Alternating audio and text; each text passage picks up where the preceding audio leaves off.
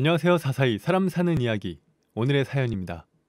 안녕하세요. 저는 올해로 73세인 할머니 최상혜입니다. 결혼해서 애 낳고 키우다 보니 벌써 나이가 이만큼 들었네요. 걸음마를 떼고 뛰어다니던 게 엊그제 같은데 벌써 자식들도 다 컸습니다. 어릴 적엔 착하고 순수하기만 했는데 제가 잘못 키우기라도 한 건지 자기밖에 모르는 이기적인 어른이 되었더라고요. 이제 와서 후회해봤자 아무 의미 없지만 좀 더 잘 가르쳤어야 했나 그런 생각이 매일 드네요. 저는 어릴 적 유복한 집에서 자라서 그 시대에는 드물게 대학까지 다녔습니다. 그리고 대학을 졸업하자마자 8살 많은 남편을 만나서 바로 결혼했어요. 시부모님 역시 자상가셨고 남편 역시 좋은 직장에 다니면서 돈을 잘 벌었습니다. 결혼 후 남편의 잦은 출장으로 아이를 갖지 못하고 있다가 3년 만에 큰딸을 낳고 2년 뒤 아들을 낳았습니다. 저희 부모님이 아들, 딸 차별해서 키우지 않아서 저도 아이들을 성별과 관계없이 모두 사랑해 주었고 뒷바라지도 차별 없이 해주었습니다. 그런데 시부모님은 옛날 분들이셔서 그런지 아들, 딸 차별을 좀 하시더라고요. 한씨 집안의 대를 이을 아이라고 하면서 둘째를 엄청 예뻐하셨어요. 게다가 아들 윤현이 녀석이 클수록 자기 아빠를 쏙 빼닮아서 더 좋아하셨습니다. 그래서 첫째 윤미는 자기 동생에 대한 피해의식이 좀 있었습니다. 또 윤미는 욕심이 좀 많은 타입이어서 동생 물건도 자기 것처럼 가져다가 썼어요. 반면에 아들은 남편처럼 씀씀이도 크지 않고 계산이 정확해서 누가 자기 것을 함부로 쓰는 것을 싫어했죠. 그래서인지 둘은 자라면서 많이 싸웠습니다. 점점 격하게 싸우는 아이들을 떼어놓는 건 언제나 제 몫이었죠. 저는 결혼 후 직장을 다니지 않고 살림만 했어요. 당시에는 결혼한 여자가 일을 하지 않는 것이 너무나 당연하던 시대였거든요. 하지만 살림만 하고 살기에는 지루했던 저는 남편이 벌어오는 월급을 차곡차곡 모아서 부동산 재테크를 했어요. 덕분에 지금의 많은 재산을 만드는데 저 역시 일조를 했다고 생각합니다. 하지만 살림이 궁색하지도 않은데 저는 늘 아껴야만 했죠. 이유는 남편이었습니다. 남편은 돈을 벌 줄 알면서 쓸 줄 모르는 사람이었거든요. 그래서인지 생일이나 결혼 기념일은 물론이고 아이들과 외식하는 것도 아까워했습니다. 저도 나름 부동산으로 돈을 벌어서 옷이라도 한 벌 사오는 날에는 며칠을 툴툴거릴 정도였거든요. 그러다 보니 돈 때문에 정말 서러운 일이 많았어요. 그래도 그런 시간을 버틸 수 있었던 이유는 시어머니 덕분이었어요. 시어머니는 시아버지를 닮은 남편의 성격을 정확히 알고 있었고 저 역시 본인이 젊었을 때처럼 남편 때문에 마음고생하는 걸 너무나 잘 아셨어요. 그래서 문제가 있을 때마다 시어머니가 남편을 잘 구슬리는 방법을 알려주셨습니다. 그러다 보니 가끔 친구들과 만나면 다들 시어머니 욕하기 바빴는데 저는 그런 자리에서는 늘 꿀먹은 벙어리일 정도로 시어머니와 사이가 좋았습니다. 하지만 시간이 흐르고 아이들이 중학교 갈 무렵 시부모님 두 분 다 돌아가셨습니다. 막대한 유산을 남기시고 말이죠. 그렇게 물려받은 재산이 엄청 많았음에도 불구하고 남편은 한눈 팔지 않고 평범하게 직장 생활을 했어요. 그리고 세월이 흘러 대기업 임원으로 정년 퇴직을 했기에 우리는 그 재산을 지킬 수 있었죠. 모든 것은 순조롭게 흘러갔어요. 큰 소리 날 일이 없는 집이었죠. 그러다가 딸이 28살에 결혼을 했습니다. 딸이 결혼할 때 사위가 집을 해왔고 우리는 사돈댁 섭섭하지 않게 예단과 혼수를 해서 보냈어요. 평범하지만 나무랄 데 없는 결혼이었습니다. 그리고 딸은 이듬해 예쁜 손주를 안겨주었죠. 그렇게 물 흐르듯 세월이 흘러 4년 뒤 아들 역시 결혼을 하게 되었습니다. 그런데 아들의 결혼은 제가 생각했던 것과 조금 달랐죠. 저는 당연히 아들 며느리가 살 집을 해주려고 했는데 며느리가 이렇게 말하더군요. 어머님, 저희 살 집은 안 해주셔도 돼요. 저하고 윤현 씨 모아둔 돈으로 집을 매매하려고 해요. 공동 명의로요. 그리고 예단이나 예물 같은 건 생략하면 어떨까 하는데요. 저는 혼사를 하는데 그런 법이 어디 있나 싶어서 그건 아니라고 했더니 옆에서 딸이 요즘은 그렇게들 많이 한다고 하더군요. 또한 아들과 남편도 며느리가 말한 대로 하는 게 좋을 것 같다고 찬성했습니다. 저는 왠지 모를 서운함이 있었지만 4대1의 상황에서 제 주장만 할 수는 없었기에 결국 며느리의 의견대로 하기로 했어요. 나중에 친구들과 이야기를 해보니 요즘 며느리들은 그런다고 하더군요. 예전과 다르게 자기가 하고 싶은 말도 다 하고 굳이 시댁이랑 엮이고 싶지 않아 하는 게 요즘 개인주의 며느리라고요. 그렇게 아들과 며느리가 결혼을 하고 지내보니 제 며느리는 소위 말하는 요즘 며느리가 맞는 것 같더라고요. 며느리가 우리 집을 상대로 묘하게 선을 긋는 느낌이었습니다. 그렇다고 누구한테 흠잡을 만큼 못하는 건 아니었지만 제가 시어머니한테 했던 것처럼 살갑게 굴지도 않았어요.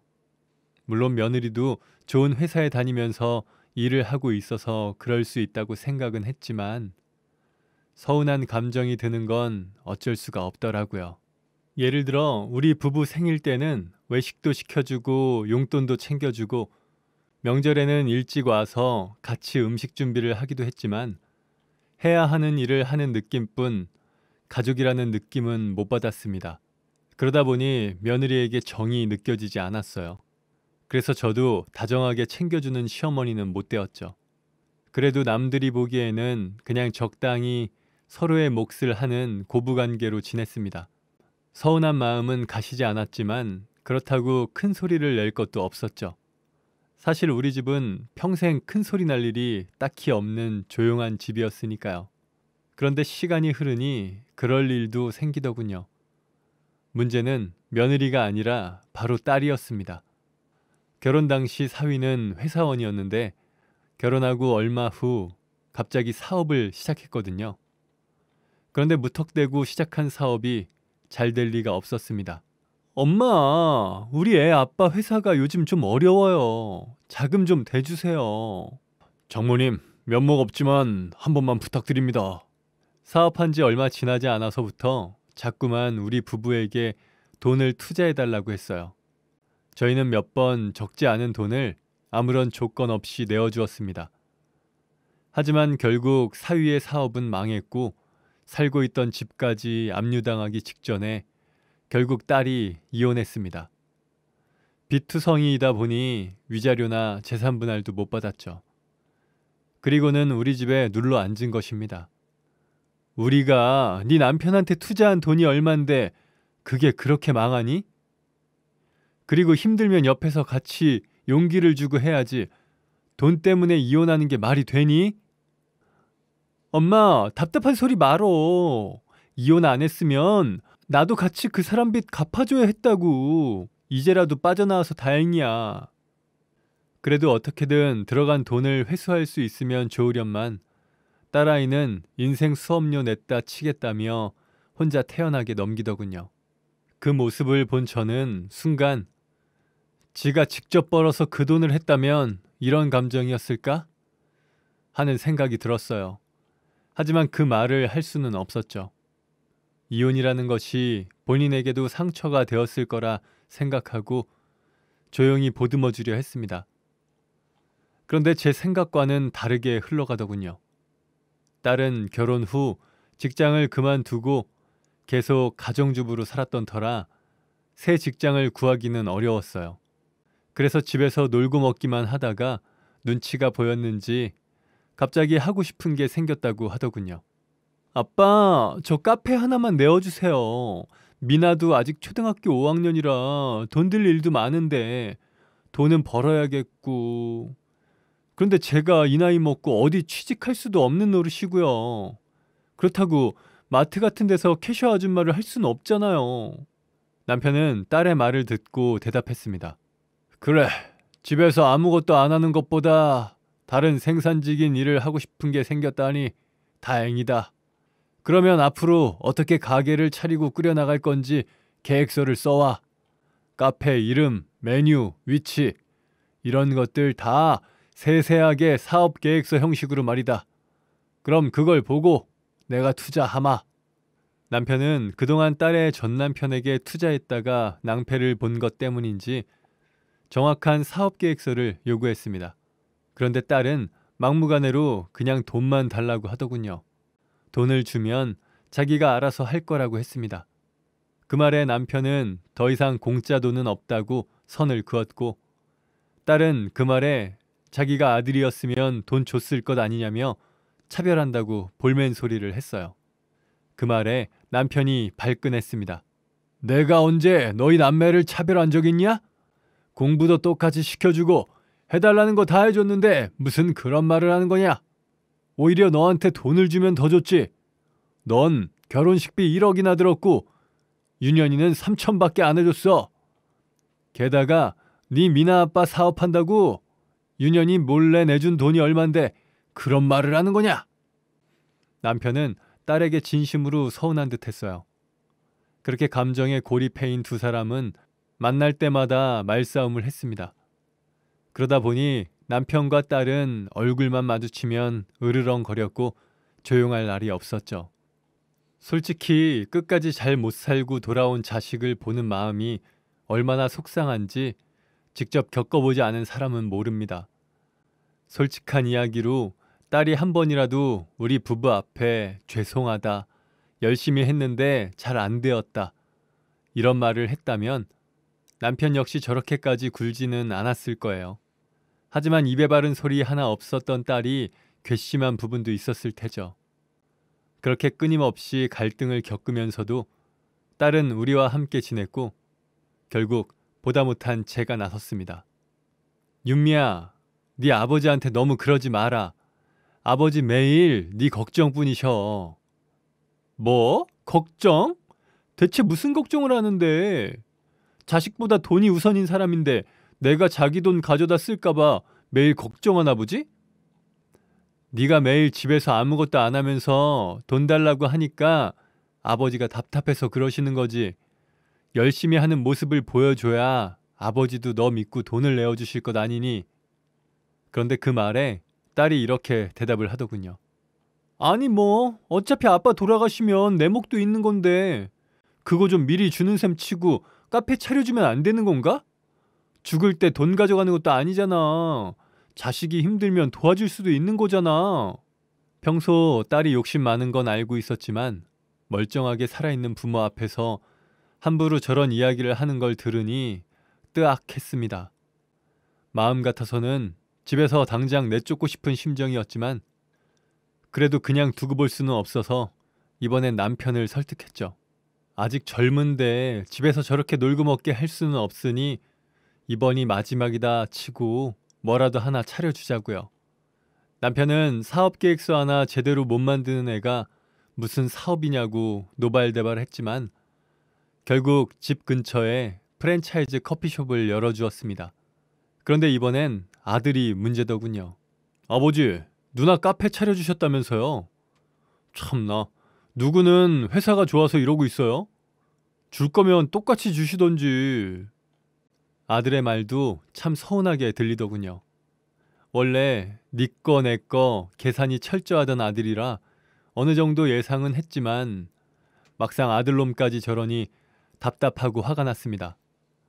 정말 내 배 아파서 낳은 자식이 맞나 싶었죠. 다 키워놓고 보니 자식이 아니고 돈에 환장한 도둑놈들 같다는 생각이 들었죠. 이렇게 집안에 불화가 끊이지 않으니 남편 역시 스트레스를 받았는지 언젠가부터 시름시름 앓기 시작했습니다. 시댁이 장수하는 집안도 아니었지만 젊어서도 몸 관리를 안 한 남편의 건강은 급격히 악화되었고 결국 78세가 되던 해 세상을 떠나고 말았죠. 그렇게 저는 70에 혼자가 되었어요. 남편이 생전 작성해둔 유언장에는 남편의 모든 재산이 저한테 상속되도록 쓰여 있었습니다. 예전 시아버지가 그렇게 하셨던 것처럼 말이죠. 다행히도 아들과 딸은 그 유언장으로 분란을 만들진 않았어요. 그런데 그날 이후 아들과 딸이 저에게 엄청나게 잘하기 시작하는 겁니다. 딸은 커피숍은 뒷전이고 안 하던 집안 살림을 매일같이 하더군요. 게다가 아들은 생전 안 그러더니 일주일에 한 번씩 제 식솔들을 데리고 와서 주말마다 자고 갔습니다. 물론 그럴 때마다 며느리는 억지로 끌려온 기색이 역력하더군요. 속이 뻔히 보이니 자식들이 아무리 잘해줘도 그 꼴이 보기 싫었습니다. 그렇다고 대놓고 면박을 줄 수는 없어 그냥 놔두었죠. 그런데 이것들이 쌓이고 쌓여서 병이 되었는지 저도 남편을 보내고 얼마 지나지 않아 시름시름 아프기 시작하더군요. 병원에 가서 진단도 받아보았지만 이렇다 할 병명은 없었습니다. 죽은 남편이 그랬던 것처럼 계속 몸에 기운이 없고 입맛이 없었어요. 병원에 입퇴원하기를 여러 번 차도는 없었죠. 그냥 이렇게 늙어가는 것인가 보다 했습니다. 그런데 무언가 분명히 이상이 있기는 했는지 결국 저 혼자 집에 있다가 쓰러지고 말았고, 일을 마치고 집에 온 딸이 발견하고는 급하게 병원으로 옮기는 일이 있었습니다. 그 일이 있고 난 후 다시 정밀검사를 했지만 이렇다 할 병명은 나오지 않았고 자식들은 저를 요양병원에 입원시켰어요. 제 아무리 아직 그 정도는 아니라고 해도 또 혼자 있다가 쓰러지면 큰일 난다면서 막무가내로 입원시켰죠. 그렇게 병원 생활이 시작되었습니다. 처음엔 두 놈이 일주일에 두세 번씩 오더라고요.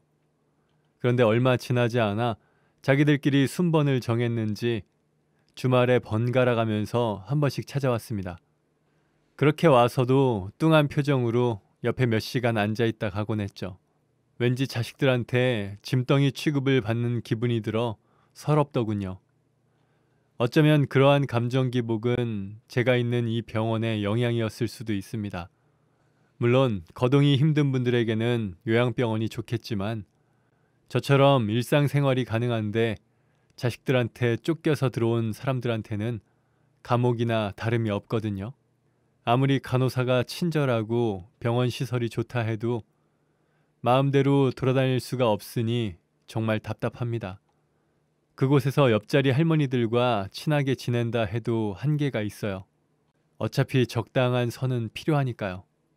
특히나 다인실이라 TV 채널 하나 내 마음대로 못하는 것은 안 그래도 약해진 저를 심히 무력하게 만들었습니다.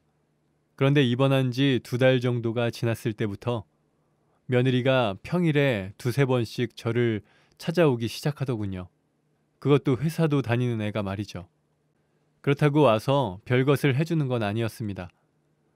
그냥 제가 식사를 다 하면 식판을 내다주고 과일 깎아주고 물 떠다주고 병실에서 같이 TV를 봐주곤 했습니다. 딱히 말동무가 되어주거나 그런 것은 아니었지만 누군가 옆에 있으니 덜 외롭긴 하더군요. 하지만 며느리 역시 유산을 노린 한패일 뿐이라는 생각에 딱히 정을 주진 않았습니다. 오히려 테스트를 해보았죠. 저는 며느리가 과연 얼마나 오랫동안 오나 두고 봤습니다.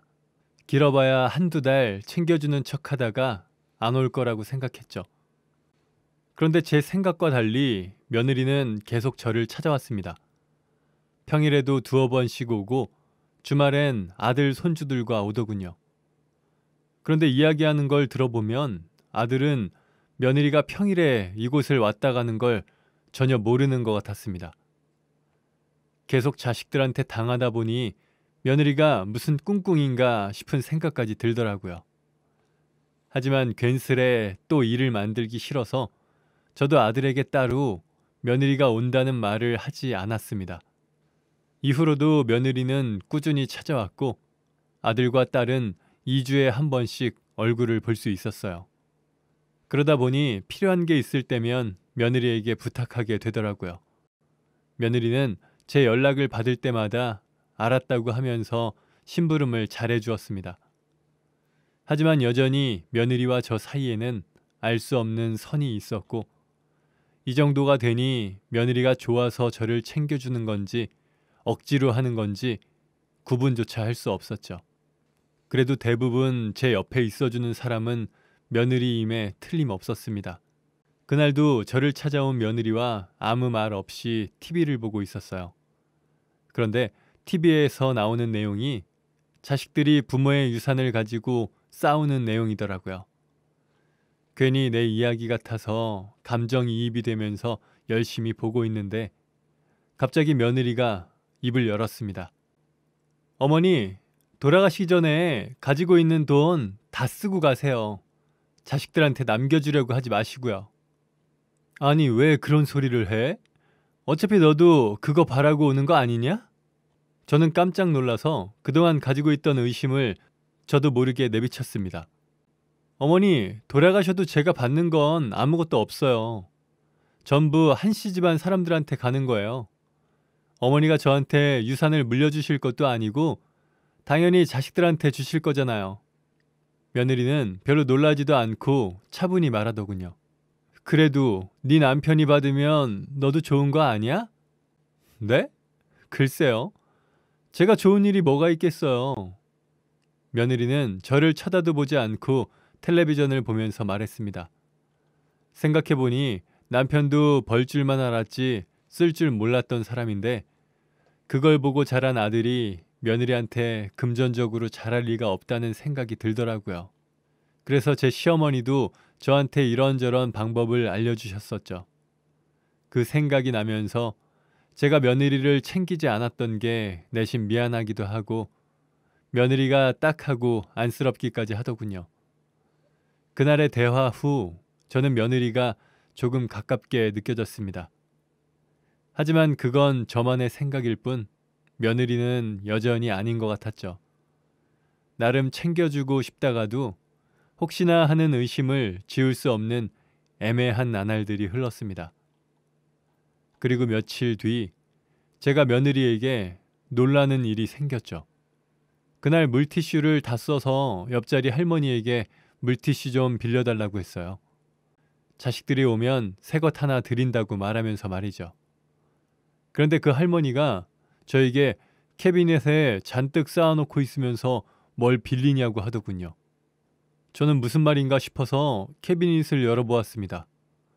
그런데 그 안에는 휴지, 물티슈, 커피, 음료 등 매점을 옮겨놨다 할 정도로 필요한 물건들이 한가득 들어있더군요. 아이고, 이게 다 뭐야? 제가 놀란 표정으로 그 안을 보고 있으니 옆자리 할머니가 말했습니다. 며느리가 올 때마다 열심히 채워두던데 몰랐어? 자네는 며느리 참 잘 둔 거야. 요즘 그렇게 자주 오는 착한 며느리가 어디 있어? 친정 엄마래도 그렇게 자주는 못 오겠구만. 할머니의 말에 저는 그만 머쓱해져서 맞다며 어색한 웃음을 지었습니다. 그리고 저와 며느리가 서로를 바라보는 시선이 조금씩 따뜻해지고 있다는 것을 느꼈죠. 은근히 며느리가 올 것을 기다리게 되더군요. 그렇다고 며느리의 행동과 표정을 모두 이해할 수 있던 것은 아닙니다. 이유를 알 수 없는 묘한 온도차가 있었거든요. 예를 들자면 이런 것입니다. 어느 날 물리치료를 받고 올라왔는데 병실에 며느리가 와 있더라고요. 어머니, 물리치료 힘들지 않으셨어요? 오늘은 형님이랑 애들 아빠랑 같이 왔어요. 내가 힘들 게 뭐 있냐. 엘리베이터 타고 왔다 갔다 하면 되는 건데. 일하는데도 일주일에 몇 번씩 찾아오는 네가 힘들지. 그렇게 며느리와 이야기를 하고 있는데 아들과 딸이 병실로 들어왔습니다. 그런데 그 순간 저를 걱정스러운 눈빛으로 바라보던 며느리의 표정이 급격히 어두워지더군요. 그 이후 돌아갈 때까지 표정이 안 좋았습니다. 뭔가 이상한 느낌을 받았죠. 혹시 남편 시누이와 무슨 일이 있었나 싶어서 다음에 혼자 오면 물어봐야겠다 생각을 했습니다. 그리고 그 다음 주 평일에 어김없이 며느리가 혼자 찾아왔어요. 그런데 너희 지난주에 무슨 일 있었니? 네 표정이 안 좋던데. 하지만 며느리는 제 물음에는 아무런 대답 없이 가만히 있을 뿐이었죠. 그러다가 대뜸 어머니, 특실로 옮기실래요? 병실에 사람이 많아서 TV 하나 마음대로 못 본다고 힘들어 하셨잖아요. 여기보단 특실이 훨씬 편하실 거예요. 라고 하더군요. 저는 뜬금없는 이야기에 당황했습니다. 특실? 네, 여기 요양원에 특실이 따로 있어요. 1인실인데 방도 넓고 커다랗게 창문도 있어서 갑갑하지 않고 훨씬 좋으실 거예요. 어차피 병원비도 어머니 돈으로 내시는데 편한 데서 지내세요. 사실 다인실 생활이 힘들긴 했기에 1인실 소리를 들으니 솔깃하더군요. 그래서 저는 며느리의 권유에 못 이기는 척 특실로 옮겼습니다. 그 방은 며느리의 말처럼 넓고 정말 좋더라고요. 게다가 특식까지 신청할 수가 있었는데 맛이 훨씬 좋았습니다. 무엇보다 혼자 마음대로 있을 수 있는 것이 가장 좋았죠. 그곳에서 지내니 병원 생활도 할만하다고 느낄 정도로 저는 만족스러웠습니다. 그런데 주말에 온 딸이 제가 특실로 옮긴 걸 보고 뭐라고 하더군요. 엄마, 이 병실값이 얼만데? 이러다 아빠가 남겨준 돈 다 쓰겠다. 게다가 3배나 비싼 특식까지. 돈 아껴야지. 이제 계속 병원비 내야 하는데 이렇게 펑펑 쓰다가 돈 떨어지면 어쩌려고 그래? 저는 딸의 말에 울컥해서 큰 소리를 낼까 하다가 그냥 다인실이 불편했다 하고는 침대에 누워 자는 척을 했습니다. 자식들한테 기대는 것도 아니고 내 돈으로 편히 지내는 건데 그런 식으로 말하는 딸이 야속하게만 느껴졌죠. 그러다가 정말로 잠시 잠이 들었어요. 조금 후에 목이 말라서 깨어보니 딸이 없더라고요. 할 수 없이 몸을 일으켜 물을 뜨러 나갔는데 정수기 옆 살짝 열린 비상계단문 틈 사이로 이야기 소리가 들리더라고요. 목소리의 주인공은 딸과 아들이었습니다. 그런데 듣고 있자니 내용이 이상하더군요. 엄마 특실로 왜 옮긴 거야? 네가 시켰어? 내가 왜? 누나가 시킨 거 아니야? 나 아니라고. 저렇게 쓰다가 아버지 유산 다 쓰고 가는 거 아니야? 엄마 재산 얼마 남았다고 했지? 아직은 부동산이랑 합치면 20억은 돼. 엄마가 가진 현금이 1억 정도? 현금이나 쓰고 가시면 되는 걸 왜 저러고 쓰는 거야? 자식들은 제가 특실로 옮긴 게 마음에 들지 않는 모양이었습니다. 내 돈을 내가 쓰겠다는데 참 어이가 없더라고요. 그런데 뒤에 하는 말은 더 가관이었습니다. 누나, 각서 쓴 거 있지 않았지? 엄마 가시면 남은 재산 중에 누나가 이미 가져간 건 빼고 똑같이 나누는 거야. 알았다고. 지금 그 각서가 문제가 아니야. 저러다 엄마가 다 쓰고 가게 생겼다니까. 특실 하루 가격이 100만 원이야. 제주도에 땅 처리할 때까지만 여기에 두려고 했더니 여기서 돈을 펑펑 쓰고 있을지 어떻게 알았냐고. 그리고 인감도 어디 있는지 안 보여. 일단 내놓기는 한 거지? 그거 나가는데 얼마나 걸리는데? 땅이 뭐 몇 달 새에 나가? 몇 년은 걸리겠지? 정 안 되면 인감 다시 등록하지 뭐. 그것도 쉽지가 않아. 엄마가 거동이 불편하다는 증명이 있어야 한단 말이야. 알고 보니 지들끼리 이미 유산을 나눴더라고요. 제가 버젓이 살아있는데도 말입니다. 게다가 저 몰래 제주도에 있는 땅을 팔려고 저를 요양원에 입원시킨 거였죠. 집에 인감도 있겠다. 작정하고 저를 병자로 만들면 제가 죽지 않아도 지들 마음대로 할 수 있겠더라고요. 저는 자식들의 비밀 이야기를 듣고 퇴원을 해야겠다고 결심했습니다. 그리고 자식들이 집으로 돌아간 후 며느리에게 전화를 걸어 퇴원하겠다고 말했어요. 그랬더니 며느리는 아무 말 없이 다음날 병원에 와서 퇴원 수속을 밟아주더라고요. 그렇게 집으로 돌아왔네요. 그런데 분명 제가 없는 동안 딸아이가 살고 있었음에도 집안 꼴이 엉망이었습니다. 어느 정도 예상은 했지만 생각보다 심각하더군요. 그 모습에 한숨을 쉬며 청소를 하려고 하니 며느리가 저를 말렸죠. 그리고는 바로 청소하는 업체를 불러주었습니다. 어머니, 앞으로 살림 직접 하지 마시고 가사 도우미 쓰세요. 그래, 그래야겠다. 네가 좋은 사람으로 찾아서 보내주거라. 며느리는 알았다고 대답을 한 후 자기 가방에서 제 인감도장을 꺼내 아무런 말 없이 내밀었습니다. 이게 왜 너한테 있니? 애들 아빠랑 형님이 어머님 몰래 땅 팔려고 해서 제가 갖고 있었어요. 못 팔게 하려고요. 그 말에 한숨이 나오더군요. 그리고 며느리에게 다시 한번 물었습니다. 넌 진짜 욕심 없니? 전 어머님 오래오래 살면서 다 쓰고 가시면 좋겠어요. 정말로요. 왜? 저는 그냥 일종의 복수예요. 복수? 무슨 복수? 알고 보니 아들이 며느리에게 잘못을 했더군요. 며느리의 친정 어머니는 어렸을 적 돌아가셨고 사돈 어른도 몇 년 병원을 입원해 계시다가 돌아가셨습니다. 그 과정에서 올케가 그 몇 년 동안 아픈 아버지를 간호해 주었다고 하더군요. 그래서 아버지가 돌아가시고 받은 사망보험금 8천만 원 정도를 오빠한테 다 가져가라고 하고 줬대요. 그런데 그 사실을 안 아들이 왜 반으로 나누지 않고 자기 오빠를 다 주었냐고 화를 냈다네요. 자기 목도 못 챙겨오는 멍청이라고 무시하면서 말입니다. 그래서 며느리는 그동안 올케 언니가 아버지 간호하면서 고생을 했으니 그 정도 가져가는 건 당연한 거라며 우리가 한 게 뭐가 있냐고 했답니다. 그랬더니 아들놈 하는 말이 부모 재산은 자식들이 나눠서 갖는 게 당연한 거라며 소리를 쳤다더라고요. 그 말까지만 해도 기가 막힌데 아들놈이 엄마 돌아가시면 자기가 얼마를 받아오는지 잘 보라고까지 했대요. 어머니 아직 살아계셔. 아직 20년은 더 사실 거야. 지금 돈 때문에 부모님 돌아가실 날 손꼽아서 기다리니? 아버지를 잃은 지 얼마 안 된 며느리는 아들의 말에 오만정이 다 떨어졌고 아픈 저를 놓고 주판을 튕기는 남편과 시누이를 보면서 한번 혼나봐야겠다고 생각했다더군요. 그러니까 어머니 자식들 교육시킨다 생각하시고 펑펑 다 쓰고 가세요.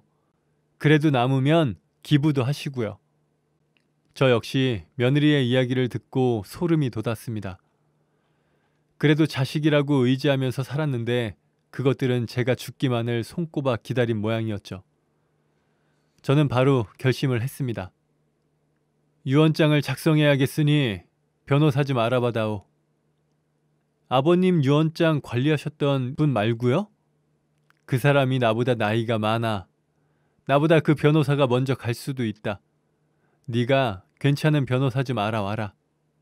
얼마 뒤 며느리는 3명의 변호사 서류를 가져와서 저에게 차근차근 설명을 했고 저는 그 중에 마음에 드는 사람을 골라 선임했습니다.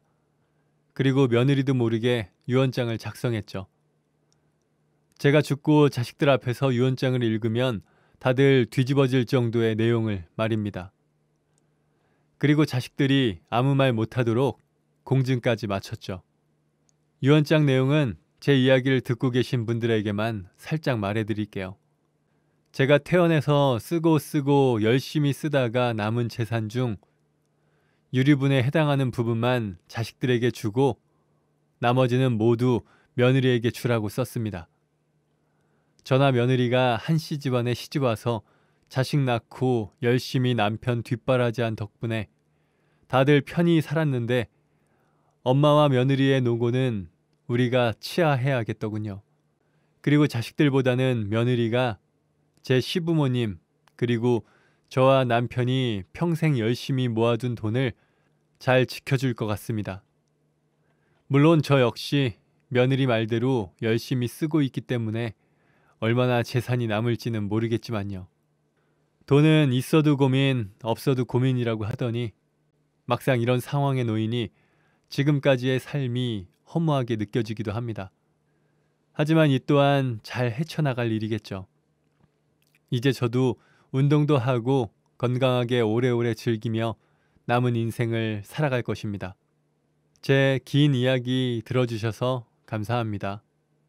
네, 오늘 사연은 여기까지입니다. 사람 사는 이야기, 채널 구독과 좋아요, 알람 설정 부탁드립니다. 감사합니다.